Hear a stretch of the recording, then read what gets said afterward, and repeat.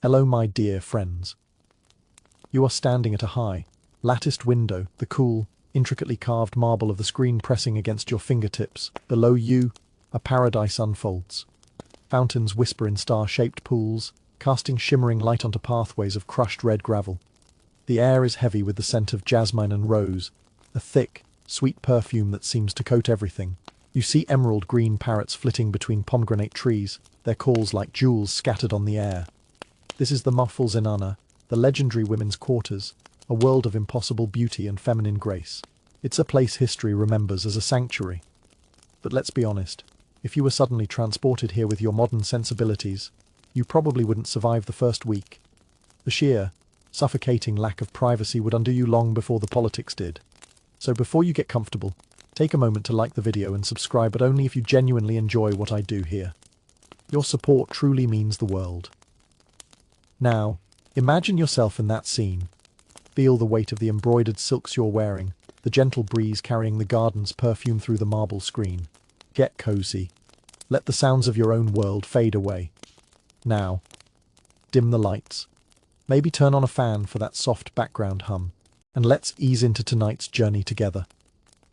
Your eyes trace the geometric patterns of the jali, the marble screen. Each opening is a perfect hexagon, a star, a flower, framed by another and another, until the entire wall is a honeycomb of light and shadow. It is breathtakingly beautiful, a testament to an empire so wealthy it could afford to have its greatest artisans carve stone as if it were lace. From the outside, this screen renders you an invisible, unknowable mystery. It is a symbol of your prestige, your protection. But from the inside, as you stand here now, you begin to feel its other purpose. It is a barrier. You can look, but you cannot leave. The world is a mosaic of tiny, disconnected fragments seen through 1,000 little windows. You can never see the whole picture. This is the first layer of the grand illusion. The Zenana, a Persian word simply meaning of the women, was presented to the world, and to the women within it, as a privilege. It was a gilded cage, yes, but the emphasis was always on the gilding. You are surrounded by a soft world. Cushions are piled high on carpets so thick your feet sink into them. The walls are not just painted but adorned with pietra dura, intricate inlay of lapis lazuli, carnelian and jade, forming vines and flowers that seem to grow from the plaster itself. Servants, all women, move with a silent, practiced grace, offering you chilled sherbet in silver cups or trays of candied fruits. There is no harshness here. No loud noises. The world of men of war, of commerce, of dust and sweat is kept far, far away. This is your reward for being the mother, the wife, the sister, or the daughter of an emperor. You are a treasure, and this is your exquisite, jewel-encrusted box, but stay a little longer. Let your eyes adjust to the soft light filtering through the marble. The silence, you begin to notice, is not entirely peaceful. It's watchful. You feel a gaze on the back of your neck, and when you turn, you see a senior lady of the court watching you from across the courtyard, her expression unreadable. The serving girl who seemed so deferential a moment ago lingers just a little too long, her head bowed, but her ears open. You realize the walls of this paradise are not just stone. They are made of eyes and ears. Every word you speak is a potential commodity, every friendship a potential alliance or threat. This is the shocking reality beneath the silk and marble. The Zenana is not a sanctuary. It is one of the most sophisticated surveillance states imaginable. It has to be. Within these walls live hundreds, sometimes thousands, of women, the emperor's mother, his wives, his concubines, his daughters, sisters, aunts, cousins, and all of their attendants and servants. It is a vast, self-contained city, and its primary product is legitimacy. The emperor's power rests on the unshakable belief that his heirs are his own. A single rumor of infidelity, a single question about a prince's paternity, could shatter the empire, sparking a bloody civil war for the throne. And so, your life is governed by one overwhelming principle: control. The beautiful jali screens keep men out, but they also keep you in, a prisoner of your own prestige. The perimeter of the Zenana is patrolled by layers of guards. First, the eunuchsmen who are considered safe, who can bridge the world of the court and the world of the harem without posing a threat to the purity or the bloodline. They are often powerful figures in their own right, trusted advisors to the emperor, but here, they are your wardens. Beyond them are the Urduwigis, elite female warriors, often from distant lands like Tartary or Uzbekistan, armed with spears and bows. They are utterly loyal to the emperor, and they police the women within. They are the physical manifestation of the system. Women hired to control other women. This is the genius and the cruelty of the system. It's largely self-policy. A whisper from a rival wife to a eunuch guard can lead to your ruin. A servant eager for promotion can report a private conversation.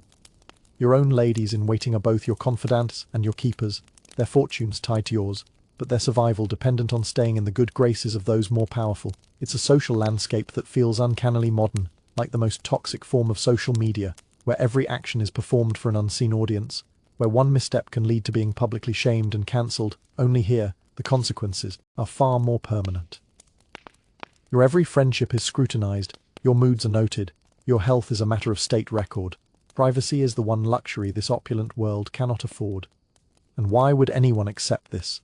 Why would a life of such intense scrutiny be considered an honor? Because the system was framed around the concept of izzat, or honor, and purdah, the veil or curtain. To be shielded from the eyes of common men was a sign of immense status. The more important you were, the more secluded you were. The Empress herself was almost a myth, a being of unimaginable prestige who never had to walk on common ground or breathe common air. This isolation was packaged as reverence. You were not a prisoner, you were a deity in a temple, too sacred for the profane world. Your gilded cage wasn't a punishment. It was a testament to your pricelessness. It was a brilliant piece of political theatre, convincing the treasures that their box was, in fact, a throne. But to live within this theatre, to breathe its carefully managed air, required a constant reinforcement of the illusion. The beauty had to be overwhelming, the luxury absolute, to distract from the ever-present watchfulness, and to maintain this fragile paradise, to make the confinement feel like heaven. Another layer of sensory artifice was essential. The air itself had to be curated, sculpting your experience and masking the scent of fear. It had to smell not of stone walls, but of eternal spring. The air you breathe is the first and most powerful tool of this illusion. It is thick, a sweet, velvety curtain of scent that wraps around you the moment you enter the zenana's inner courts. It is the smell of power. Before a visitor even lays eyes on the Empress or a high-ranking princess, they are met with her fragrance. It arrives before she does, a herald announcing her status. This is not the simple splash of rosewater you might imagine. This is a complex, layered, and brutally expensive olfactory assault. You walk past a fountain, and the water is not water, it is laced with kura, the heady, almost fruity essence of pandan flower. The polished floors are wiped down daily with cloths, steeped in sandalwood oil, leaving a soft, woody bass note that rises with the heat of the day. Look closer at the small, intricate silver spheres hanging from the archways or placed in niches in the walls. These are attardans, perfume holders, pierced with tiny holes. Inside, cotton balls are soaked in attar, the purest steam-distilled oil of a single flower. The most prized, of course, is the legendary attar gulab, the oil of roses. It is said that it takes over 20,000 pounds of rose petals to produce a single pound of this oil. It is liquid gold, and its scent is so potent that a single drop on your wrist will last for days. The air in these halls is a symphony of such scents: jasmine from the south, narcissus from the mountains of Kashmir, earthy vetiver, and the deep, animalic notes of musk and ambergris. Ambergris, a waxy substance from the belly of a sperm whale that washes ashore, was worth more than its weight in gold, a strange, sea-worn stone that held the power to make a fragrance last an eternity. Your clothes, your hair, the very water you bathe in, are all infused with this fragrant shield. You are not meant to smell human. You are meant to smell of paradise, an otherworldly being, an extension of the garden outside. But now, lean in closer to this beautiful illusion. Breathe past the roses and the jasmine. What is that other, fainter smell, hidden beneath the artifice? It is the smell of humanity. It is the faint, acrid tang of sweat, the smell of unwashed bodies, of sickness, and of waste. This is the shocking reality that the perfume is designed to conquer. For all its marble fountains and silken cushions, the Zenana is a city without plumbing. It is home to thousands of people, and they all have bodies that function in distinctly unpoetic ways. The latrines, though often beautifully tiled and built in discreet locations, are essentially pits. They are emptied by hand, by the lowest caste of servants, the untouchables, in the dead of night. In the heat of an agri summer, with temperatures soaring, the battle against the smell of human waste is a constant, losing war. The beautiful ritual of bathing, so often depicted in miniature paintings, was a major logistical undertaking. There was no hot water on tap. Water was hauled by servants from wells or reservoirs, heated over open fires in massive cauldrons and then carried in ewers to the hammams or bathhouses. It was a laborious, time-consuming process. The daily soak was a luxury even for an empress. For the hundreds of other women, the lesser wives, the concubines, the attendants, a full bath might be a weekly or even less frequent affair. The daily hygiene. It was a quick wash with a jug of water and a basin. And then there is the great, unspoken reality of a city of women. Menstruation. With no disposable products, women relied on rags of soft cotton cloth.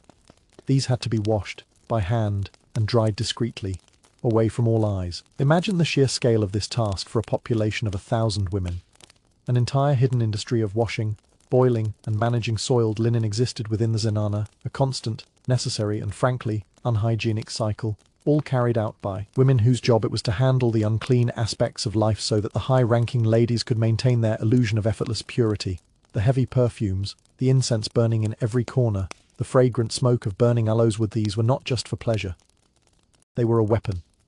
They were a form of olfactory warfare against the simple, unavoidable biology of thousands of people living in close quarters. So why was this contradiction tolerated?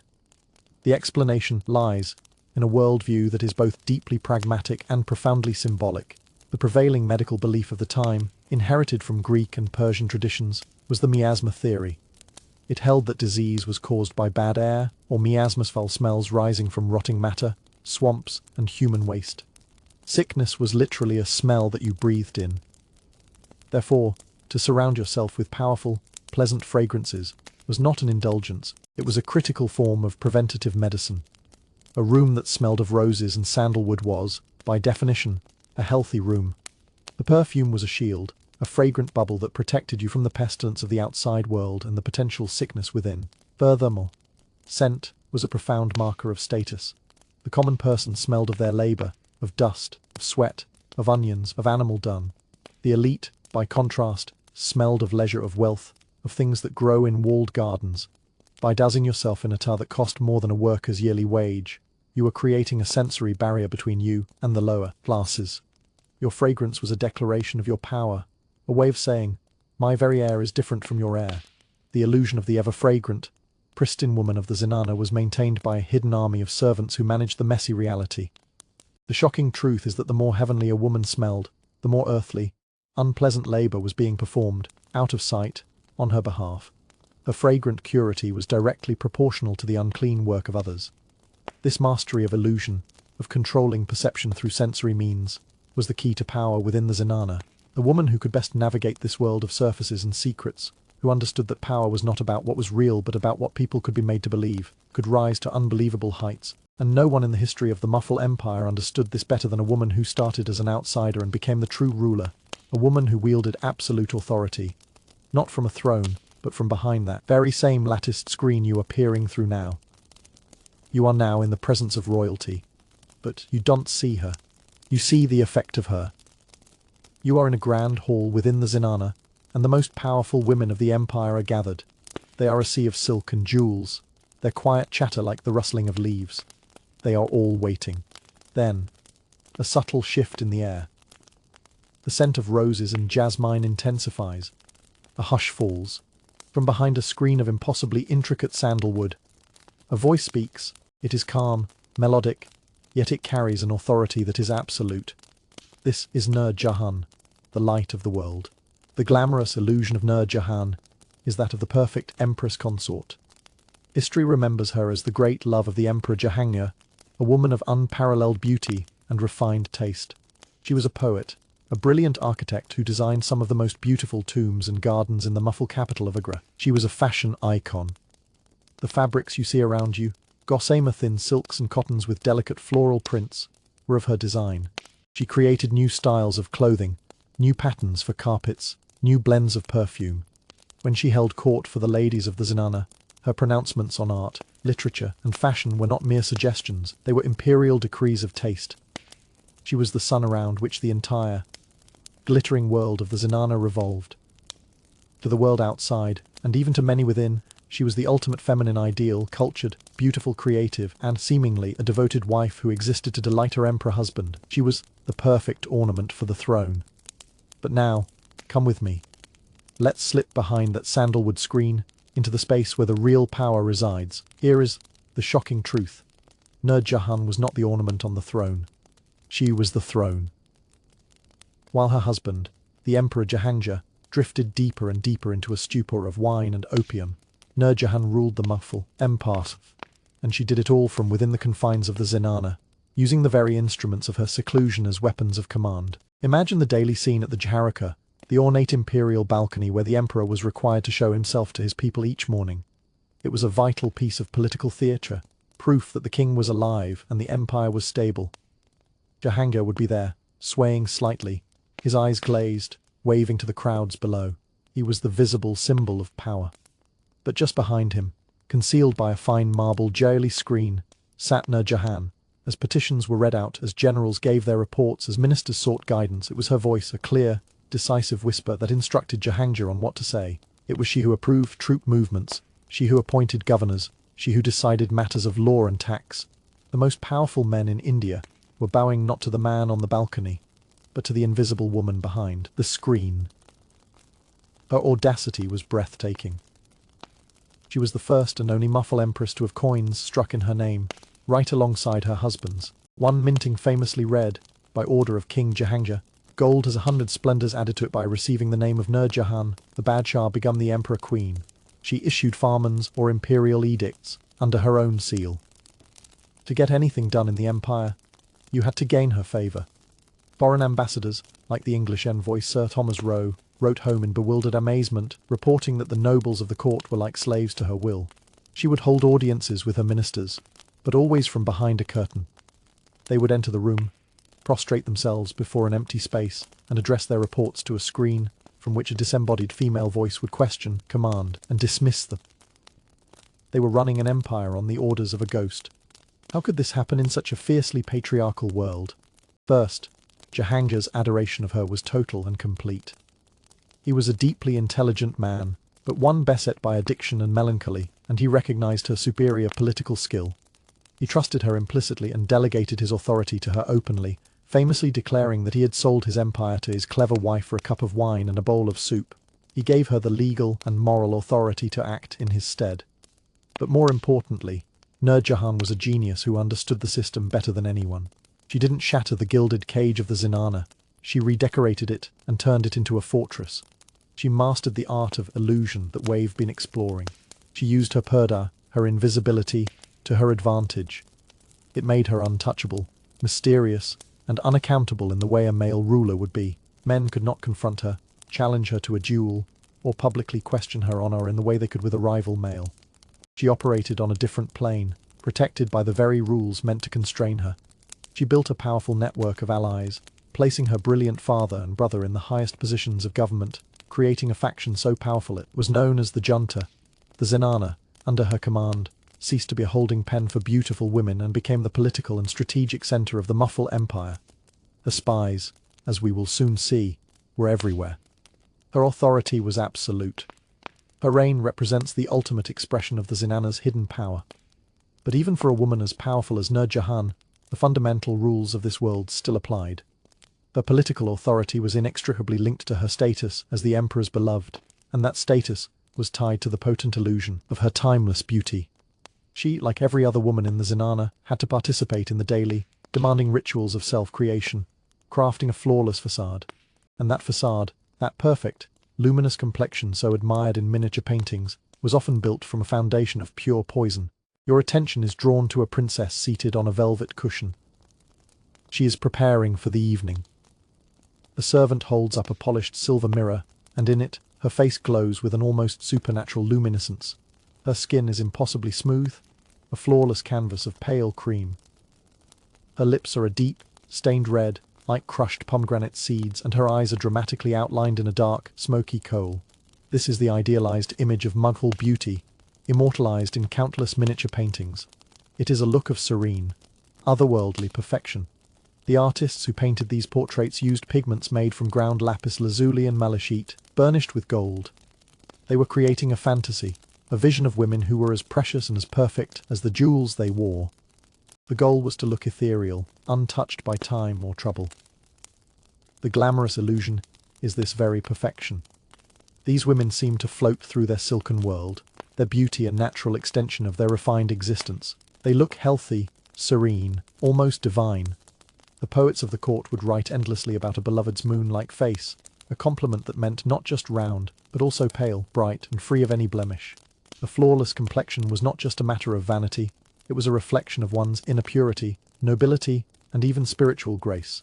To be beautiful was to be good, to be worthy of the emperor's gaze. An entire industry within the zenana was dedicated to achieving this look, with closely guarded family recipes for face masks, hair oils, and skin unguents passed down from mother to daughter. They used pastes of sandalwood and turmeric, yogurt and chickpea flour, all designed to brighten and smooth the skin. But now, look closer at the small, ornate pots and vials on the silver tray beside the princess. Let's examine the ingredients of this luminous beauty. The shocking reality is that the quest for the moon-like face was often a dance with death. That coveted pale glow was frequently achieved with a cosmetic powder called safter, a white pigment that gave the skin a thick, smooth, porcelain finish. The key ingredient in safter was lead carbonate. We now know it as white lead, a substance so toxic that its use in paint is banned in most of the world. But for centuries, women willingly and unknowingly applied this potent neurotoxin directly to their faces, necks, and arms day after day. The immediate effects were desirable. Lead tightens the skin, hides blemishes, and provides that sought-after pale sheen. But the long-term effects were devastating.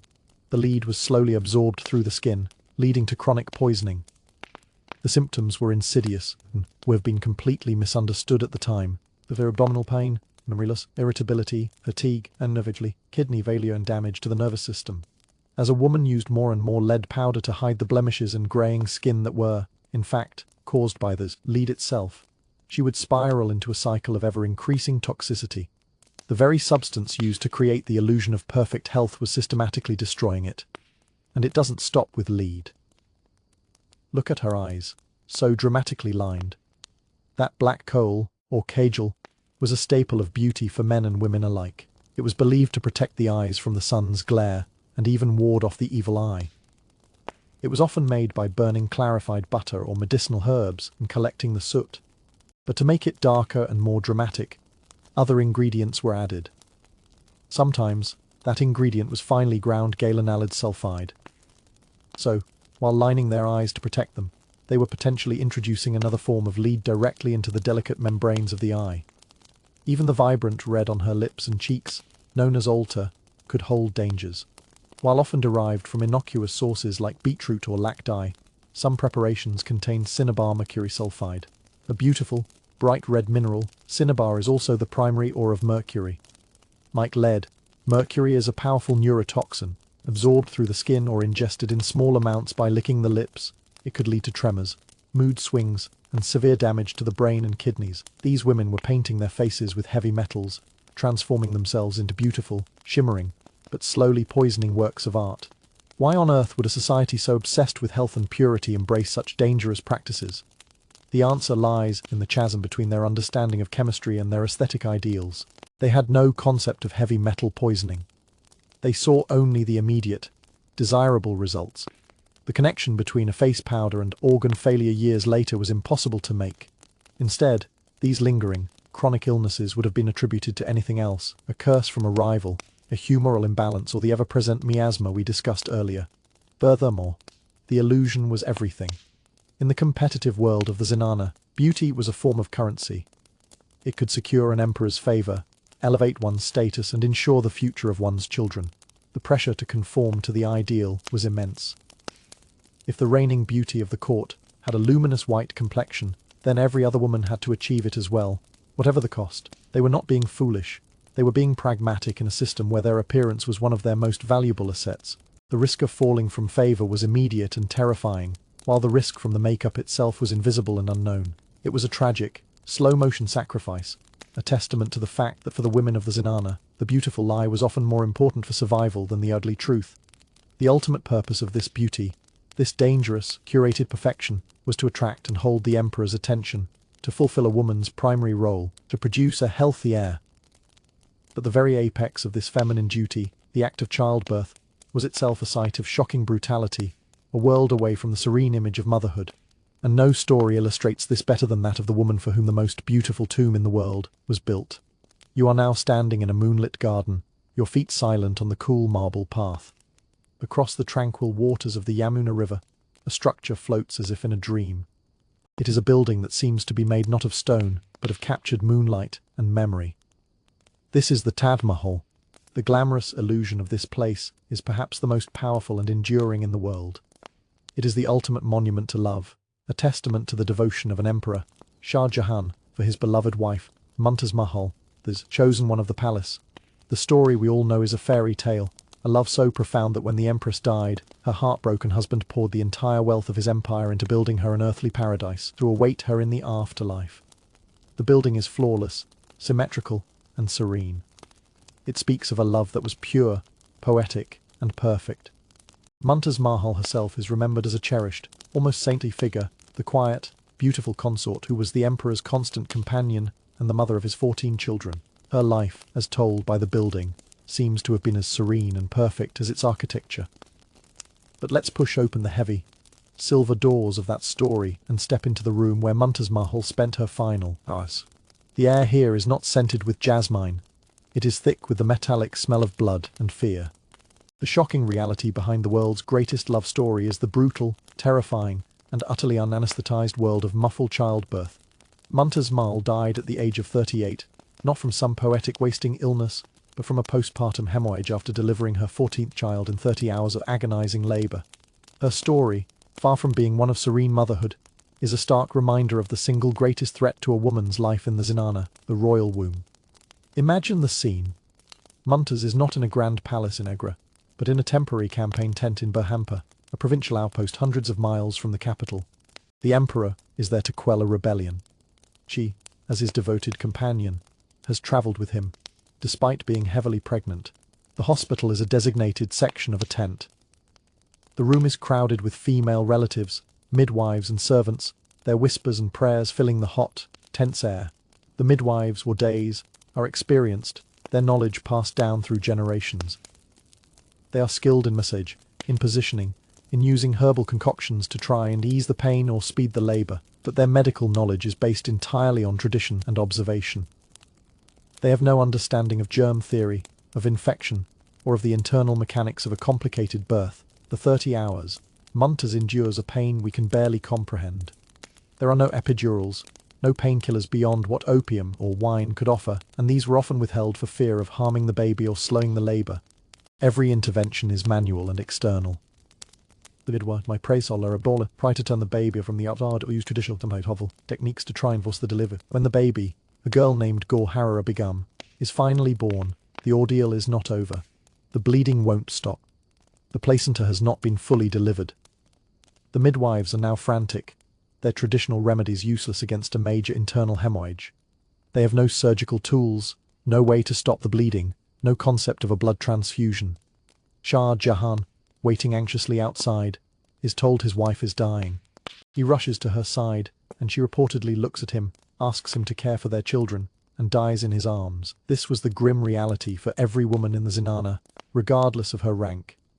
While their pregnancies were celebrated and their health monitored, the act of birth was a life or death gamble, and it was a gamble they were forced to take again, and again, and again.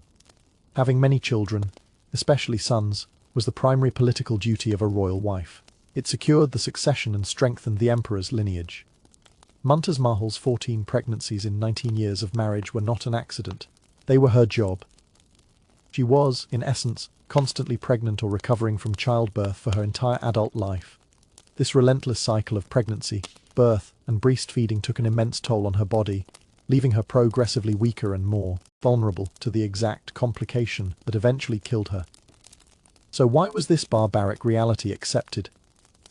Why was the empress of the world's richest empire subjected to a death that seems so preventable to us? The answer lies in a combination of cultural and medical factors. Childbirth was exclusively a woman's affair. Male physicians were strictly forbidden from the zenana, and even if they had been allowed, their knowledge of obstetrics was limited and often more dangerous than the midwives. The female sphere of the zenana, so protective in some ways, became a medical isolation ward in others. The sanctity of Purdah meant that a woman's life might be sacrificed to protect her from the gaze of a male doctor. Furthermore, death in childbirth was simply an accepted fact of life, a tragedy so common it was seen as God's will. It was viewed as a woman's battlefield, her moment of ultimate sacrifice for the dynasty. Mumtaz Mahal's death, while a source of profound personal grief for Shah Jahan, was also framed as a noble, almost holy, end. The suffering was romanticized, becoming part of the legend. The Taj Mahal, then, is a monument built not just on love, but on a foundation of female pain. It is a beautiful, marble veil drawn over the terrifying, bloody reality of a woman's biological destiny in the Mughal world. The serene tomb erases the agonizing death, replacing it with an image of eternal peace. The death of an empress was a public tragedy, but within the zenana, information was the most valuable currency. The details of Mumtaz's death, the whispers of the midwives, the panicked commands of the attendants, the emperor's cries of grief would have been noted, stored and analyzed. For in the enclosed, watchful world of the zenana, every piece of information, no matter how personal, was a potential tool in a silent, continuous war of influence. Let's linger for a moment in the aftermath of that tragedy. The official story of Mumtaz Mahal's death is one of sorrow and piety. But you are inside the zenana now, and you can feel the subtle shift in the currents of power. The air, once thick with grief, is now charged with something else, opportunity. A power vacuum has been created. The emperor is consumed by his mourning, leaving a space at the center of the court. Who will fill it? Which of his surviving wives will gain influence? Which of his older sons will now be seen as the heir apparent? The answers to these questions are being decided not in the Grand Council chambers, but right here in the quiet courtyards and corridors of the women's quarters. The glamorous illusion of the zenana is that of a place of leisure, of women engaged in gentle pastimes, playing chess, reading poetry, listening to music, and of course, gossiping. The image is one of feminine triviality, of conversations about romance, fashion, and petty jealousies. The male chroniclers of the court often dismissed this world as being of no political importance, a gilded cage filled with beautiful, but silly birds. They saw the endless chatter as the natural state of women, a harmless way to pass the long, secluded hours. The whispers that drifted out from behind the jowly screens were just that, whispers, background noise to the serious business of men running an empire. But let's listen more closely to that chatter.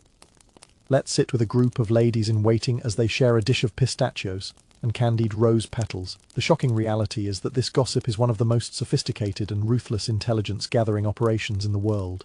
The zenana is not a hotbed of trivialities, it is the empire's secret service, its sire and mystics rolled into one, and it is run entirely by women. Every whisper is a data point. Every rumor is a potential weapon. Here's how it works. You, as a high-ranking lady, have your own retinue of servants, the canis, sahalis, and bandis. These are not just maids. They are your eyes and ears. Your most trusted attendant has a sister who is married to the servant of a powerful general. Through her, you learn that this general has been complaining about his lack of promotion and has been secretly meeting with a rival prince.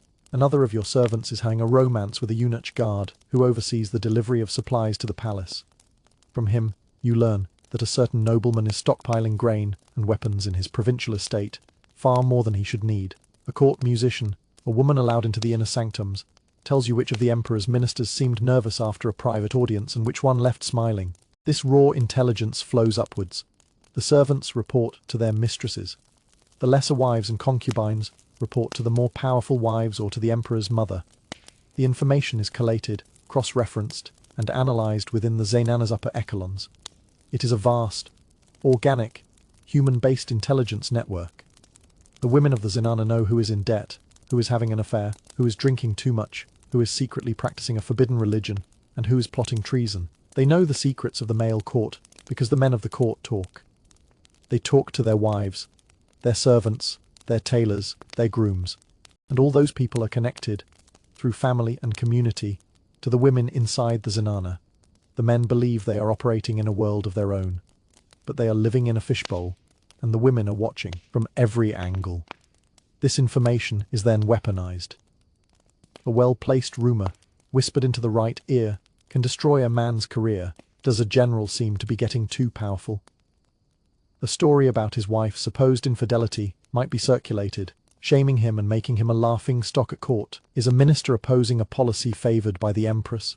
Information about his secret debts could be subtly passed to the emperor, making him seem unreliable and corrupt.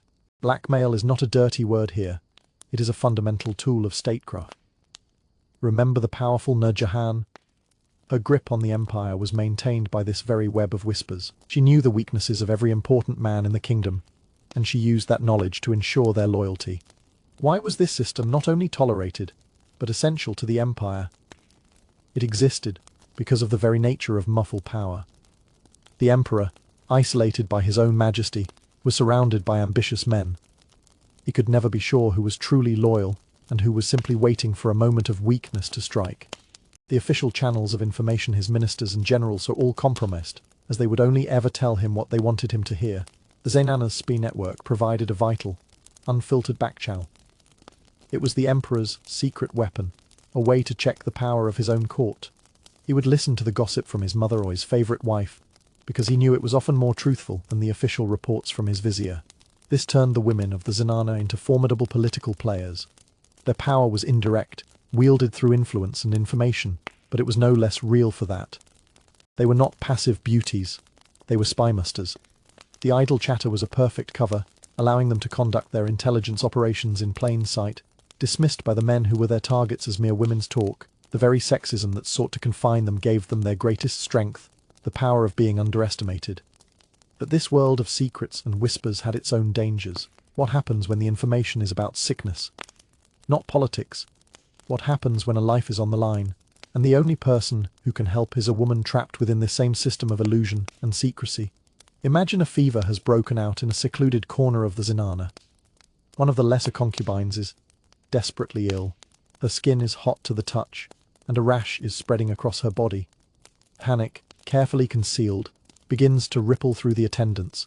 Sickness is a terrifying enemy here. It threatens the carefully constructed illusion of a healthy, pristine paradise. In this moment of crisis, all eyes turn to a figure who is both revered and feared. She is not a princess or a wife, but a hakima, a female physician. She carries a small leather bag filled with vials of dried herbs, mineral powders and curious-looking instruments. The glamorous illusion of the female physicians of the Muffle court is that they were enlightened, almost magical healers. They were highly respected figures, often coming from families of physicians and trained by their fathers or brothers. They were literate, intelligent women who held a unique position of trust. Known as tabibas or hakimas, they were the only ones who could medically treat the thousands of women of the Zenana, preserving the sanctity of Purdah by making male doctors unnecessary. They understood the female body in a way no man could. Miniature paintings might depict them as serene, wise women, gently taking a patient's pulse, surrounded by an aura of calm competence. They were the guardians of the Zenana's health, the keepers of its secret physical well-being. But let's step closer to the sickbed and watch the Hakima at work. The shocking reality is that her medical knowledge, while vast, was a bewildering mix of astute observation and what we would consider dangerous quackery. Her medicine was not based on science as we know it, but on the ancient Greco-Arabic system of Yunani medicine. This system revolved around the theory of the four humours: blood, phlegm, yellow bile and black bile. A healthy person had these four fluids in perfect balance. Sickness was simply an imbalance of the humours. A fever, for example, was an excess of hot and dry humours. The Hakima's entire diagnostic and treatment plan is based on this idea. She will begin by examining the patient's pulse and urine. The pulse is not just about rate, she is feeling for its qualities. It's strong, weak, wiry, thready. Each quality indicates a different humoral imbalance. She will hold a vial of the patient's urine up to the light, studying its colour, sediment, and even its smell, looking for clues. Having diagnosed the fever as a hot condition, her treatment will be to apply cold remedies. She might prescribe a diet of cucumbers and melon. She may create a paste from sandalwood and rosewater, both considered cooling, to apply to the patient's forehead. These are harmless enough. But if they don't work, the treatments become more extreme. She might resort to bloodletting. Believing the fever is caused by an excess of hot blood, she will make a small incision in a vein, often in the arm, and drain a specific amount of blood into a bowl, hoping to restore balance. This, of course, would weaken an already sick patient, increase the risk of infection and potentially lead to fatal anemia. Or she might try purging. She will administer a powerful emetic made from herbs, forcing the patient to vomit violently, or a strong laxative to purge the body from the other end. The goal is to expel the excess bile that she believes is causing the sickness. For a patient already dehydrated by fever, this could be a death sentence. And then there are the medicines themselves. In her bag, she has pearls and coral, which would be ground into a fine powder and mixed with honey. They were believed to be powerful cold remedies, excellent for fevers and palpitations. She might have a bezoar stone, a hard, calcified mass found in the stomach of a goat, which was considered a universal antidote to poison and a potent treatment for melancholy. These were fantastically expensive and highly prized. She might also have metallic compounds, preparations of mercury, arsenic, and lead, which were used in tiny, carefully measured doses believed to have powerful purifying properties. She is, in essence, gambling, throwing a bizarre collection of folk wisdom, philosophical theory and potent toxins at the disease, hoping something will work. Why was this desperate, often dangerous, medicine the standard of care for the most powerful women in the empire? The answer lies, once again, in a worldview that merged the physical and the metaphysical. The humoral theory was not just medicine, it was a complete cosmology that explained the entire universe. Everything, plants, seasons, emotions, stars, was categorized as hot, cold, wet, or dry. It was a logical, internally consistent system that made sense of a chaotic world. The Hakima's remedies were not random, they were based on this deep, complex, and universally accepted philosophy. To question her methods would be like questioning the very laws of nature. Furthermore, the element of ritual and faith was just as important as the physical remedy. The Hakima would murmur prayers as she mixed her compounds. The value of the ingredients mattered. A medicine made from ground pearls was believed to be more powerful than one made from a common herb, not just because of its physical properties, but because its very preciousness added to its magical potency. The patient's belief in the treatment was a huge part of its perceived efficacy. In a world without antibiotics, this combination of psychological reassurance and a roll of the physiological dice was the best they had. The Hakima was respected not because she cured everyone, but because she fought the battle against sickness with the only weapons their worldview provided. She was a figure of immense authority, a woman whose hands held the power of life and death, even if that power rested on a foundation of brilliant, dangerous illusion. Her status, like the jewels used in her medicines, was both a symbol of wealth and a sign of the immense, crushing weight of expectation she carried. Now, let your eyes drift from the Hakima's bag of curious remedies to the women she serves. Look at the Empress, perhaps Nur Jahan herself, reclining on a divan. She is a spectacle of wealth. Her tunic is woven with threads of pure gold. Her fingers are heavy with rings, each one centered on a diamond the size of a quail's egg. A 5-strand pearl necklace, each pearl perfectly round and lustrous, hangs to her waist. Her turban is adorned with a spray of emeralds and a plume held in place by a ruby of breathtaking size. She is not merely wearing jewelry, she is embodying the wealth of the Mughal Empire. The glamorous illusion is one of effortless opulence. In paintings and chronicles, this river of jewels is presented as a natural state of being. The women of the Zenana are beautiful vessels for the display of imperial treasure. The gems seem light as air, a glittering accent to their grace and beauty. This display is a crucial form of political communication. It projects an image of limitless resources and unshakable power. When a foreign envoy or a provincial governor is granted a rare audience even from behind a screen, this overwhelming display of wealth is meant to awe them into submission. It says, "We are the center of the world. Our coffers are endless. Do not even think of challenging us. The jewels are a form of armor, a dazzling defense against any doubt of the dynasty's might." But let's strip away the romance and feel the physical truth of this display. The shocking reality is the crushing, painful, and damaging weight of these gems. This is not the lightweight, 14-karat gold jewelry of the modern world. This is solid, 24-karat gold, incredibly dense and heavy. A single one of those thick, solid gold bangles worn stacked on each arm could weigh over a pound. Now multiply that. The necklaces, the anklets, the intricate belts, the headpieces, a formal outfit for a high-ranking woman could easily mean carrying an extra 20 to 30 pounds of metal and stone on her body. Imagine the physical toll. Your earlobes, pierced in multiple places, are stretched and pulled down by the sheer weight of enormous earrings and pearl tassels, often leading to permanent disfigurement. The delicate bones of your neck ache under the strain of necklaces that are less like jewelry and more like jeweled yokes. You feel a constant, grinding pressure on your collarbones. After a few hours of sitting in state, a deep, throbbing headache sets in from the weight of the sarpek, the turban ornament, and the strings of pearls stitched into your headdress. The solid gold anklets or pails are so heavy that they chafe the skin raw and make walking a slow, deliberate, and often painful effort. This isn't just about special occasions. Even a simple daily outfit for a princess would include several pounds of gold. The women of the zenana lived with a constant, low-level physical discomfort that was an accepted part of their high status. There are accounts of women developing chronic back pain, neck problems, and skin ailments from the constant friction and pressure of their finery. The very symbol of their privilege was a source of perpetual physical stress. It was, quite literally, a golden cage, one that weighed you down and restricted your movement. The illusion was one of divine, floating grace. The reality was a painful, earthly burden. So why endure this? Why willingly subject oneself to this daily discomfort? The reason is that in the Muffle court, wealth was not an abstract concept. It had to be made visible. It had to be worn. The emperor and his family were the living embodiment of the state's treasury. Their bodies were billboards for imperial prosperity. A woman's worth and status within the zenana were often directly correlated to the value of the jewels she was given by the emperor. To refuse to wear them, or to wear fewer than a rival, would be a political misstep.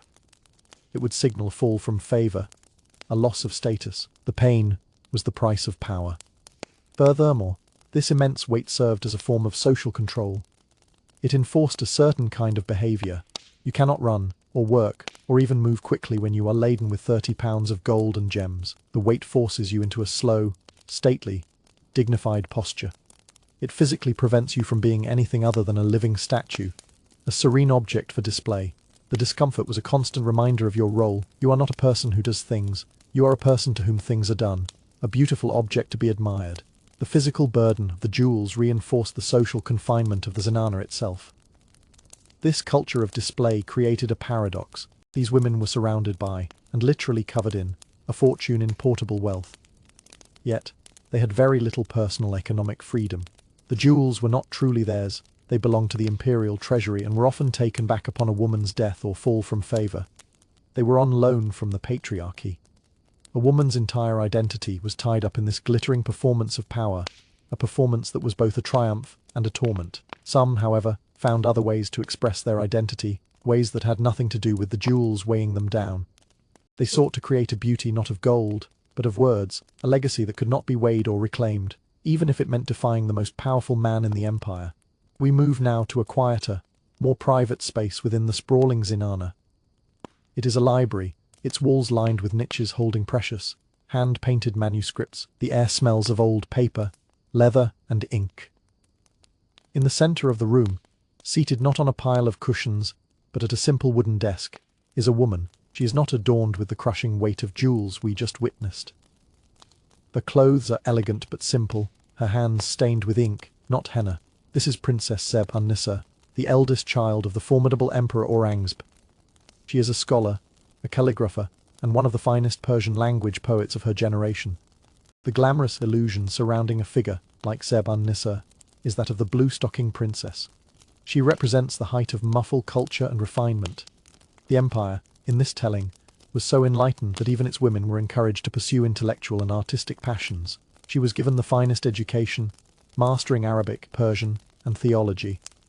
She amassed a personal library of thousands of books and employed a staff of scholars and scribes to copy and acquire new manuscripts. She presided over a literary salon, a circle of poets and intellectuals who would gather with the appropriate screens and protocols in place to debate philosophy and share their latest work. She is the perfect image of the enlightened princess, her mind as beautifully adorned as her sisters' bodies were with gems. Her poetry, filled with themes of longing, love, and spiritual devotion, seems to fit perfectly within the romantic, mystical world of the court. But pull the curtain back on this serene, scholarly scene. Pick up one of her poems and read, not just the lines, but between them. The shocking reality is that Zeb-un-Nissa's beautiful poetry was a radical act of defiance, written under the constant threat of censorship and punishment from her own father. Her creative life was not a sanctioned hobby. It was a secret rebellion. The emperor, Aurangzeb, was a man of austere, orthodox faith. He was the polar opposite of his art-loving father, Shah Jahan. Upon taking the throne, Aurangzeb banned music and dancing at court. He dismissed the court painters and poets. He saw art, and in particular, romantic and mystical poetry, as frivolous at best and heretical at worst. Imagine the suffocating intellectual environment he created. Zeb-un-Nissa, a woman of profound artistic and spiritual sensibility, was trapped in a court that had become a cultural desert. Her father demanded a rigid, humorless piety, but her soul yearned for the ecstatic, boundary-dissolving love of the Sufi mystics, a theme that fills her poetry, to write about a love for God that used the language of a passionate, almost erotic, love for a human beloved was deeply suspect to the orthodox, so she wrote in secret. She published her work under a pen name, Mafi, which means the hidden one. It was a name that perfectly captured her existence, a brilliant mind and a passionate heart, hidden away behind the zenana walls and hidden again behind a secret identity. Her rebellion was not just in the content of her poems, but in the very act of writing them. She was a woman daring to have a public voice, even a disguised one. One famous story, though likely embellished, captures the tension perfectly. She was secretly in love with a young nobleman at court. Her father, suspecting an illicit romance, had the man hidden in a large cauldron of water that was to be heated for a bath, intending to boil him alive. When Zeb-un-Nissa came upon the scene, she understood instantly. Unable to save him, she is said to have recited an impromptu couplet, a line of which contained a clever double meaning, seeming to command the servants to light the fire, while secretly lamenting her lover's fate. The story illustrates the tightrope she walked. Her intelligence and poetic skill were her only weapons in a world where her father held the power of life and death. So why was her father, a man who gave her a brilliant education, so opposed to her using it this way? Aurangzeb's worldview was one of absolute control. He sought to purify the empire, to impose his strict interpretation of Islam on every aspect of life. Art, with its ambiguity, its celebration of emotion and its potential for unsanctioned ideas, was a threat to this control. A poem about mystical union with the divine could sound dangerously like a claim to be equal with God. A poem about love could encourage immoral thoughts. For him, a daughter's mind was something to be disciplined and filled with correct doctrine, not a space for creative and emotional exploration. He saw her poetry not as an accomplishment, but as a symptom of spiritual waywardness. Her story ends in tragedy. Eventually, her rebellious spirit went too far. When one of her brothers, Prince Akbar, rebelled against their father, Zeb-un-Nissa was implicated. Historians debate her level of involvement, but Aurangzeb was convinced she had secretly corresponded with and supported the rebel prince. Her punishment was swift and severe. The poet, the scholar, the hidden one, was stripped of her titles and her fortune and imprisoned in the fortress of Salimgarh in Delhi. She would spend the last 20 years of her life as a political prisoner, her only crime, perhaps, being her intelligence and her refusal to keep it hidden. The caged voice, once a secret stream of defiance within the zenana, was finally silenced by literal stone walls. She died in prison, a poet punished for her words, a testament to the fact that in the muffle world, a woman's mind could be just as dangerous as her body. But while some women fought their confinement with words, others, in a surprising twist, embraced it, using their seclusion to build empires of a completely different kind. Let's turn our attention from the poet's ink-stained fingers to another, equally powerful set of hands within the zenana. You see a woman, perhaps the emperor's mother or a senior wife, who is not composing a verse or admiring a duel. She is dictating a letter to a scribe. The language she uses is not one of love or philosophy. It is the sharp, precise language of commerce. She speaks of tonnage, of customs duties, of profit margins and shipping routes. She is surrounded not by poets, but by financial agents and eunuch administrators, who listen to her every word with rapt attention. The glamorous illusion of the zenana is that it was a world completely detached from money and the grimy business of the marketplace. The women within were supposed to be above such vulgar concerns. They were creatures of art and leisure, their needs met by the boundless generosity of the emperor. The idea of an empress haggling over the price of indigo or calculating the return on a shipment of textiles seems almost absurd. The male-dominated world of trade, of ships and caravans, of noisy ports and dusty markets, was thought to be the absolute antithesis of the serene, feminine sanctuary of the zenana. But look closer at the documents spread before this woman. They are shipping manifests, letters of credit, and account ledgers. The shocking reality is that some of the most powerful women of the Mughal Empire were also some of its most successful and ruthless business tycoons. They owned and operated massive trading enterprises from deep within the confines of their gilded cage.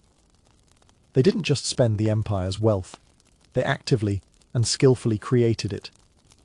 The most famous of these entrepreneurial royals was Jahanara Begum, the eldest child of Shah Jahan and Mumtaz Mahal. After her mother's death, Jahanara became the first lady of the empire, a position of immense power. She was given her mother's vast fortune and control over the lucrative port city of Surat, the busiest and most important trading hub in all of India. From her secluded apartments in the Red Fort of Agra, hundreds of miles away, Jahanara managed her commercial empire with an iron fist. She owned her own ships. One of them, aptly named the Sahebi, was one of the largest vessels trading in the Indian Ocean. She financed its voyages, chose its captains, and dictated its cargo. Imagine the scene. A group of grim-faced English or Dutch merchants from the East India Company are ushered into a chamber in Agra. They have travelled for months to negotiate a trade deal. They are not brought before the emperor. Instead, they are made to negotiate with Jahanara's financial agents, eunuchs and scribes who act as her proxies. Every offer and counter-offer is relayed back to the princess, who sits behind a screen, listening to the entire negotiation. She makes the final decision. These hardened European capitalists, who believed they were coming to a backward, patriarchal land, found themselves being outmaneuvered in complex trade negotiations by an invisible woman they would never be allowed to see. They wrote back to their headquarters in London and Amsterdam, complaining in frustrated letters about the petticoat government that was driving such a hard bargain. Jahanara was not alone. Her great-aunt, the formidable Nur Jahan, was also a brilliant businesswoman. She held monopolies on the trade of certain goods, like indigo and textiles. This meant that no one could trade these items without her permission, and without giving her a cut of the profits. She used her political power to crush her commercial rivals. If a merchant tried to bypass her monopoly, his goods could be mysteriously held up at a border crossing by imperial decree, or his ships could be denied entry to a port. She understood the synergy between political and economic power, and used them both to amass a staggering personal fortune. So how was this possible? Why was this one area of male-dominated life open to women, who were otherwise so restricted? The answer lies in a fascinating intersection of practicality and privilege. Firstly, these women had the capital. The emperor often granted them the income from entire provinces or cities as part of their personal allowance. This gave them enormous sums of money to invest. Secondly, they had the political clout. Their royal status meant they could secure favourable trade terms, monopolies and tax breaks that ordinary merchants could only dream of. Their name alone opened doors and intimidated competitors. But most importantly, the system of purdah created a unique business model. Since they could not leave the zenana to manage their affairs in person, they were forced to become master delegators. They built up cadres of trusted agents, eunuchs, female relatives and male employees, who were managed by intermediaries. This forced them to think strategically, to manage complex systems from a distance, much like a modern CEO managing a global corporation via email and video conferencing. Their seclusion, in a strange way, fostered a more sophisticated, systems-level approach to business. They were not market traders haggling in the dust. They were the unseen strategists moving vast sums of wealth across continents. This commercial activity was deemed acceptable because it was seen as an extension of managing a large household. Running a shipping empire was, in a way, just a grander version of managing the zenana's vast budget. It was about ensuring the prosperity of the family. The profits they earned were not just for personal luxury, they were used to finance the construction of tombs, mosques and gardens, contributing to the public image of the dynasty. Their business acumen was another way of serving the empire. But even as they commanded this world of wealth and trade, they were just as vulnerable as the poorest, subject to forces they could not control, like the sudden, terrifying arrival of an epidemic, which no amount of money could truly hold at bay. The great trading ship, the Sahabi, has just returned to port, its holds laden with spices, silks and silver from distant lands. The profits from this single voyage are enough to build a new caravanserai or fund a wing of the palace. Within the zenana, the news is received with quiet satisfaction. The princess who owns the ship, perhaps Jahanara, directs a portion of the profits to be distributed as alms to the poor of Agra. She sponsors the feeding of thousands of people at the shrine of a Sufi saint and orders the construction of a new public well. This is the pious face of imperial wealth. The glamorous illusion is one of deep, serene faith and effortless charity. The women of the Mughal zenana, particularly in the later periods, were portrayed as paragons of Islamic piety. They were patrons of religious architecture, founders of mosques and schools, and providers of charity on a massive scale. Their faith was a public performance, a key part of the dynasty's legitimacy. By associating themselves with acts of devotion and public good, they reinforced the idea that their wealth was a divine blessing, a trust to be used for the welfare of their subjects. They are depicted in historical accounts as being in a state of constant, prayerful communion with God, their immense riches and power tempered by humility and a deep concern for the spiritual and physical well-being of the populace. But let's draw back the curtain of public piety and look at the private fears that plagued these same women. A rumour has just arrived from the port city of Surat, carried faster than any ship. A strange sickness has broken out among the dockworkers. It is aggressive, fast-moving, and fatal. The shocking reality behind the serene faith was a raw, primal terror of disease, particularly the plague. When an epidemic like the bubonic plague swept through India, as it did periodically and devastatingly, the high walls of the zenana and the immense wealth of its inhabitants offered very little real protection. Imagine the atmosphere inside the zenana when the news of the plague's arrival hits. The carefully maintained calm shatters. The plague was an invisible, indiscriminate killer. It didn't care about rank or wealth. A servant could bring it in on her clothes. A shipment of fruit could carry infected fleas. A guard could catch it in the city and bring it back to the palace. Suddenly, the enclosed, crowded world of the zenana transforms from a sanctuary into a death trap. The very proximity that fostered the intelligence networks we spoke of now becomes a terrifying liability. Sickness could spread like wildfire through the hundreds of women and servants living in such close quarters. In these moments of terror, the official, orthodox faith was often not enough. It provided comfort and a framework for understanding suffering as God's will, but on a gut level, people craved more immediate, more tangible forms of protection. This is where the world of folk belief and magic came roaring back to the surface. While the empress might be publicly endowing a mosque, she would be privately consulting with an astrologer to determine the most auspicious time to flee the city. She would wear special talismans or tawis, prepared by a holy man.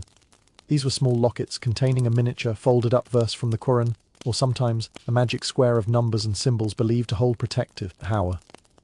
They would hang precious stones over the doorways, believing that emeralds could ward off pestilence. They would burn specific types of incense, not just the fragrant ones for pleasure, but pungent, medicinal ones like wild rue, whose smoke was thought to drive away evil spirits and the miasma of disease. Remember the hakimas, the female physicians? Their humoral medicine would be in overdrive, prescribing hot remedies to counteract the cold nature of the plague, but their efforts were largely futile. In their desperation, women would resort to any and every belief system available. They would pray to Allah, but they would also make offerings at the tombs of saints, and they would listen to the whispers of soothsayers who claimed to be able to turn away the angel of death. Why this stark contrast between public, orthodox faith and private, magical practice? The reason is that they weren't seen as contradictory. For the people of the Mughal era, the world was a porous place, where the physical and spiritual were deeply intertwined. An epidemic was not just a biological event, it was a spiritual one. It could be a punishment from God, but it could also be the work of malevolent spirits or jinns or the result of an unlucky astrological alignment. Therefore, you had to fight it on all fronts. Public prayer and charity were essential to appease God, but a magical amulet was a necessary shield against the unseen forces of evil. This wasn't hypocrisy. It was a form of spiritual pragmatism. You used every tool at your disposal. The official chroniclers of the court would record the empress' pious donations, burnishing the dynasty's image for posterity. They would not record her frantic consultation with an astrologer or the fact that she had her entire quarters fumigated with a shaman's brew. The public face of faith was calm, ordered, and rational. The private face was terrified, desperate, and willing to try anything. The illusion was one of serene trust in God's plan. The reality was a frantic search for a loophole. And when the plague got too close, the only option left was to run, transforming the entire glittering, stationary world of the zenana into a chaotic, vulnerable prison on the move. The decision has been made. The plague is closing in on the capital, and the court must move. The emperor, his family, and the entire central government will travel to the cooler, safer climes of Kashmir or another provincial capital until the danger has passed. From the outside, this is a spectacle of unimaginable grandeur. The royal procession is a glittering river of humanity and wealth, stretching for miles across the dusty plains of northern India. Elephants sway under the weight of golden howdahs, their tusks banded with silver. Lines of camels are laden with treasure chests and luxurious tents.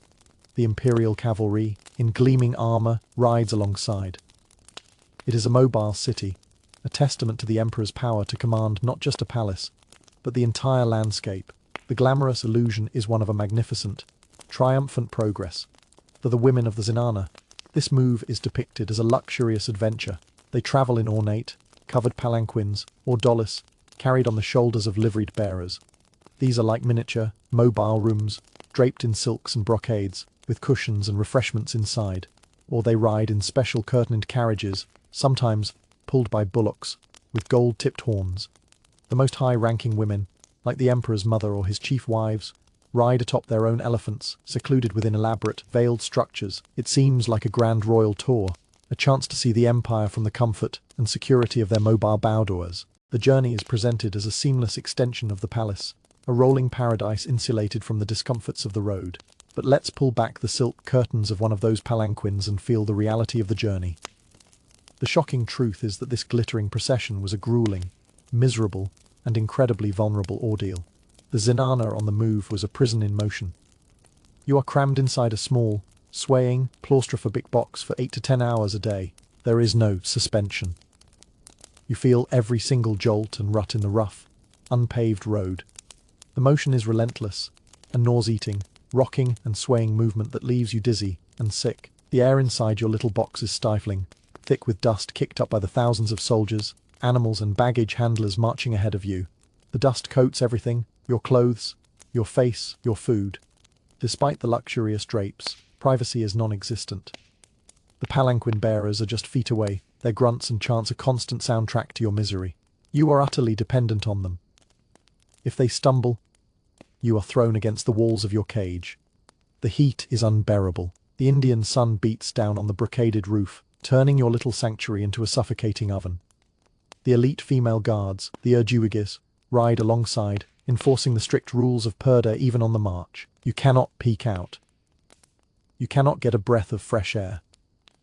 You see the world only as a sliver of dusty ground through a gap in the curtains. And what about basic human needs? A stop for the latrine is a major logistical operation. An area must be cordoned off with canvas screens, the kanats, to create a temporary, private enclosure. It is a slow, cumbersome process, and therefore, stops are infrequent. For hours on end, you are forced to simply endure the discomfort. The threat of attack is also constant. Though protected by thousands of soldiers, a procession this large and valuable is a tempting target for rebels or bandits. A sudden skirmish could turn your gilded cage into a trap. There are accounts of palanquins being dropped in the chaos of a raid, their occupants left stranded and terrified.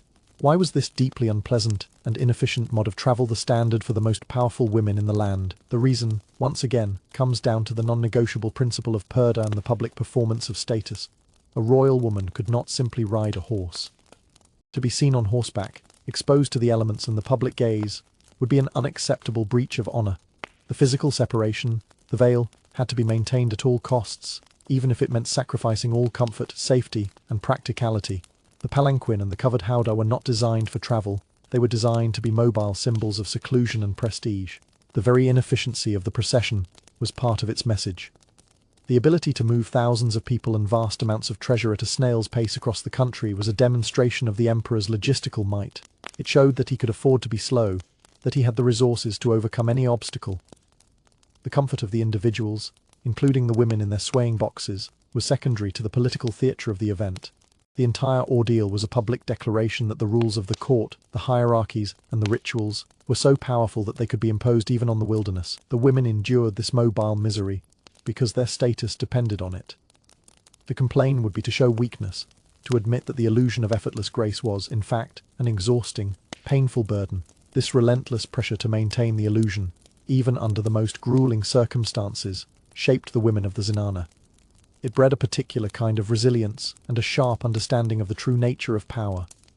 And for the most senior woman in the entire imperial structure, the Queen Mother, this understanding was not just a tool for navigating court life, but a weapon for survival in the most dangerous game of all, the imperial succession. The grueling journey is over. The court has settled into its new, temporary home, and the immediate threat of the plague has subsided. But a different kind of sickness lingers in the air. Political uncertainty. The emperor is growing older. His sons, all capable and fiercely ambitious young men, are beginning to circle the throne like sharks. In this tense, watchful environment, one figure commands more respect and holds more subtle power than any other. She is the Padshah Begum, the Empress Dowager, the mother of the reigning emperor, or, in this case, the mother of the potential future emperors. The glamorous illusion of the Queen Mother is that of a revered, semi-retired matriarch. She is the wise elder, the living embodiment of the dynasty's history and continuity.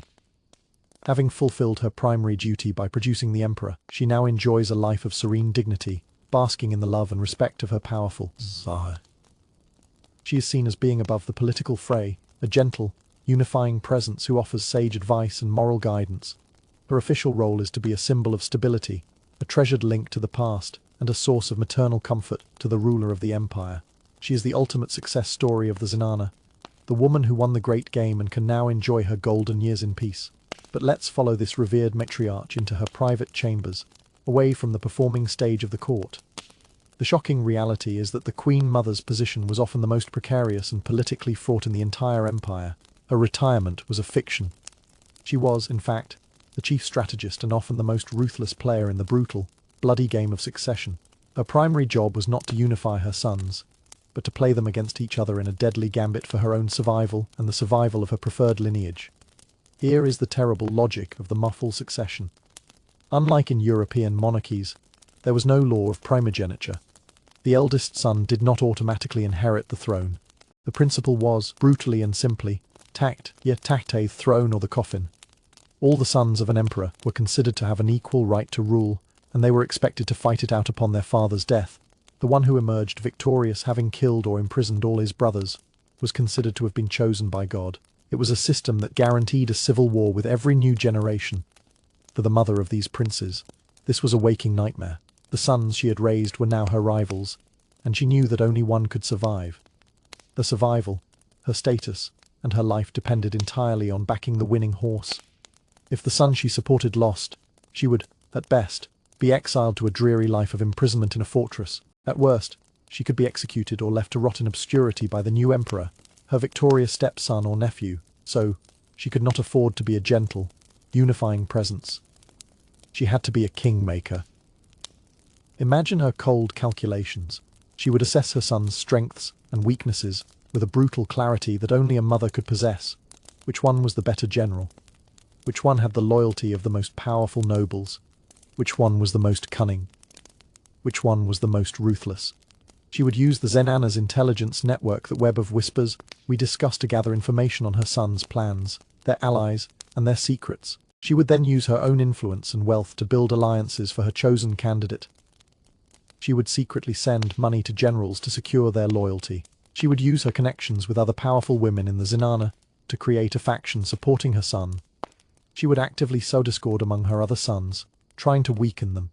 She might subtly pass information to one son about another's plans, hoping they would exhaust each other in skirmishes before the final conflict. It was a horrifying tightrope act. She had to maintain the public illusion of a loving, impartial mother while privately engaging in a campaign of espionage and political maneuvering that would decide who lived and who died. The story of Shah Jahan's succession is a prime example. His mother and his powerful stepmother Nur Jahan were key players, manipulating events from behind the Zenana's walls, each backing different candidates for the throne. Their political chess match had fatal consequences for the princes who were their pawns. Why was such a brutal system in place? It was seen as a form of political Darwinism. The belief was that the war of succession, as bloody as it was, ensured that the strongest, most capable, and most ruthless man would become emperor. A prince who couldn't conquer his own brothers was not fit to rule and defend the empire. It was a trial by fire that, in theory, prevented weak rulers from taking the throne and leading the dynasty to ruin. The Queen Mother's gambit, her heart-wrenching necessity of choosing between her children, was simply an accepted part of this brutal political ecosystem. Her role was not to prevent the bloodshed, but to ensure that her bloodline, through her chosen son, was the one that ultimately sat on the throne. Her actions were not born of malice, but of a desperate pragmatism. She was a product of a system that equated power with survival. The revered matriarch, the symbol of dynastic stability, was in fact the chief architect of the managed chaos that perpetuated the empire. But even the most brilliant strategist cannot hold back the tide of history. As the empire itself began to face internal decay and external threats, the grand illusion of muffled power began to fray, and the women of the Zenana, for so long at the center of the web, found their gilded cage beginning to rust. Let's move forward in time. The age of the great emperors for Akbar, Jahangir, Shah Jahan, and even the formidable Aurangzeb passing. The empire, which once seemed as eternal and unshakable as the mountains, is now showing deep cracks. The treasury is being drained by constant warfare and rebellion. The authority of the central government is weakening in the provinces. You are standing once more in the great courtyard of the zenana, but something has changed. The fountains still play, but perhaps one is dry, its pipes broken and awaiting a repair that never comes. The gardens are still beautiful, but weeds are beginning to creep in at the edges of the flower beds. The glamorous illusion of the muffled court was one of timeless, unchanging opulence. The poetry, the art, the architecture all speak of a golden age, a paradise on earth that would last forever.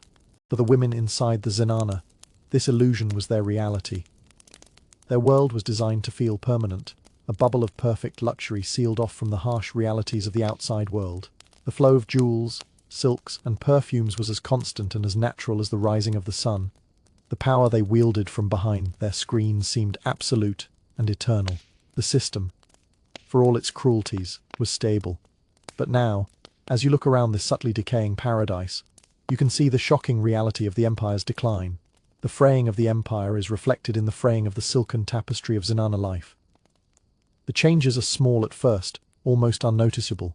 The quality of the silks is not what it once was. The dyes are a little less vibrant. The pearls arriving from the coast are a little smaller, a little less lustrous. The emperor's gifts to his wives and concubines become less frequent, less extravagant. The vast allowances that funded the trading empires of women like Jahanara are cut, and then cut again. The flow of wealth, which had been a mighty river, slows to a trickle. This economic decline has a profound and devastating impact on the social fabric of the zenana. The intricate system of patronage and power, which was lubricated by money, begins to break down. A high-ranking princess who once supported a retinue of hundreds of attendants, musicians, poets, servants is now forced to let them go. These women, who knew no other life, are cast out into a world for which they are completely unprepared. The competition within the zenana, always fierce, becomes desperate and vicious. With fewer resources to go around, the rivalries are no longer about securing a position of greater influence, but about securing basic survival. The web of whispers, once a tool for statecraft, devolves into bitter, desperate squabbles over a new dress or an extra portion of food. The physical decay of the palaces mirrors the political decay of the state. As the emperors become weaker, becoming puppets in the hands of powerful nobles or foreign invaders, the maintenance of the vast royal buildings is neglected. You can see plaster cracking on the walls, revealing the brickwork beneath. A priceless pietra dura inlay of a flower loses a carnelian petal, which is swept away by a servant rather than being replaced. The silver panels on a door are pried off by a looter during a period of chaos and replaced with plain wood. The gilded cage is losing its gilding, revealing the stark, iron bars underneath. Why did this happen? The decline of the Mughal Empire was a complex process, driven by a combination of factors. Aurangzeb's endless wars in the Deccan had drained the treasury.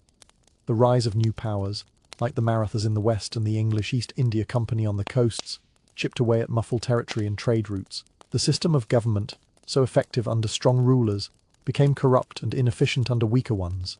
The empire had simply overextended itself and was collapsing under its own weight. For the women of the zenana, this was a disaster of unimaginable proportions. Their entire world, their status, their identity, and their physical safety were tied to the strength of the emperor. As his power evaporated, so did theirs. They were the ultimate insiders, and when the inside began to crumble, they had nowhere to go. There are heartbreaking accounts from the later Mughal period of princesses living in poverty within the once magnificent Red Fort, their clothes in tatters, pleading with British officers for a pension. They were ghosts, haunting the ruins of their own opulent past. The illusion of the zenana was that it was a separate world, a timeless sanctuary. The reality was that it was a sensitive barometer of the empire's health. Its luxury was a direct reflection of the state's prosperity, and its decline was a mirror of the state's decay. The women, who had been the secret keepers of the empire's power, became the silent witnesses to its fall. Their stories, once central to the dynasty's success, began to fade from the official histories, which were now preoccupied with battles and treaties. The voices from behind the screen grew fainter and fainter until they were almost entirely lost. But the echoes of their presence, their power, and their pain were not erased completely. They linger still, if you know where to look. The year is now 1857. The last Mughal emperor, a frail old poet named Bahadur Shah Zafar, is being put on trial by the British. The Great Red Fort of Delhi, for centuries the heart of a vast empire, is now a barracks for foreign soldiers. You walk through the Zenana quarters one last time. The fountains are choked with weeds and rubble. The marble screens are broken, their intricate patterns shattered. The rooms that once glittered with silks and jewels are now empty, stripped bare, their walls scarred with graffiti left by soldiers. The air, once heavy with the scent of roses and sandalwood, now smells of dust, decay and the ashes of a burned-out world. The final, glamorous illusion of the Mughal Empire was its own permanence. It was a dynasty that measured its history in centuries, that built tombs of marble intended to last for eternity. The women of the Zenana, from the powerful Nur Jahan to the tragic Zeb-un-Nissa, lived and died within a system they believed was as fixed as the stars. Their struggles, their triumphs, their sacrifices were all for the glory and continuation of a dynasty that seemed indestructible. The official histories they commissioned, the poems they wrote, the gardens they built all were predicated on a belief in a future that would honor and remember them. But here, in these desolate ruins, is the final, shocking reality. The dynasty is gone. The empire has been swept away. And with its fall, the official stories of the women of the Zenana have been almost completely erased. The new rulers, the British, were not interested in the subtle, indirect power of the women's quarters. They were men of commerce and military might, and they wrote a history of India that centered on battles, trade agreements, and male rulers. The Zenana, in their eyes, was a symbol of oriental decadence and backwardness, a place of intrigue and fantasy, but not a place of real historical importance. The complex political and economic roles these women played were dismissed or ignored. Nur Jahan was reduced to a beautiful, but manipulative wife. Jahanara became a footnote in the story of her father's grief. Zeb-un-Nissa's poetry was forgotten by all but a few scholars. The voices from behind the screen were silenced. The web of whispers was broken. The business empires run from behind the veil vanished without a trace in the new economic order. The physical world of the Zenana was dismantled, its treasures looted and sent to museums in London, its buildings repurposed or left to crumble. The women who had once been at the very center of an empire's power became ghosts in their own homes, their stories buried under the dust of colonial conquest. The official record, written by the victors, had almost no room for them. It was the ultimate act of silencing, an erasure more complete than any censorship Aurangzeb could have imagined. But why was this erasure so total? It was because the power of the Zenana women was so deeply intertwined with the specific structure of the Mughal court. Their influence was personal, relational, and secret. It was not recorded in official treaties or battle records. It lived in the whispers, the alliances, the carefully managed perceptions that we have explored together. When the system that gave that power meaning was destroyed, the power itself seemed to vanish. It left few of the kinds of documents that 19th century Western historians considered real history. They were looking for minutes from a cabinet meeting, not a report on the gossip of the harem. They misunderstood the nature of the Zenana's power, and so they concluded that it had never really existed at all. And yet, the erasure was not absolute. The story doesn't end in this dusty, ruined courtyard. The echoes of these women, their influence and their legacy, managed to survive, not in the grand official histories, but in other, more subtle bushes. Their architectural patronage remains. The tomb of Itamad ad-Dawla in Agra, a perfect jewel box of a building commissioned by Nur Jahan for her father, still stands. It is the precursor to the Taj Mahal, a testament to her taste and power. The Taj itself, that monument to a woman's love and a woman's pain, still draws millions into its orbit, telling a story that centers, ultimately, on an empress. The poetry of Zeb-un-Nissa, the hidden one, was preserved by her devoted followers and rediscovered generations later, her voice of defiance and longing finally finding a new audience. The designs she and other women created for textiles, the floral motifs and flowing patterns, became part of the enduring fabric of Indian art. Their influence seeped into the cultural DNA of the subcontinent. Their stories, though officially erased, lived on in oral traditions, in folk songs, in the memories passed down through families. They could not be entirely extinguished. They became what they had so often been in life, a secret, a whisper, a hidden truth waiting to be rediscovered by those willing to look past the official narrative and listen closely for the echoes in the empty marble halls. The journey we have taken tonight has been one of pulling back curtains, of looking behind screens and of finding the powerful, brilliant and often tragic realities behind the beautiful illusions. We have felt the weight of the jewels, smelled the poison in the perfume, and heard the whispers of spymasters. The women of the Zenana were not passive dolls in a gilded cage. They were rulers, artists, spies, and entrepreneurs. They were complex human beings who navigated an extraordinary world with intelligence and courage. Theirs is a story of power found in powerlessness, of freedom found in confinement, and of voices that, against all odds, refuse to be completely silenced.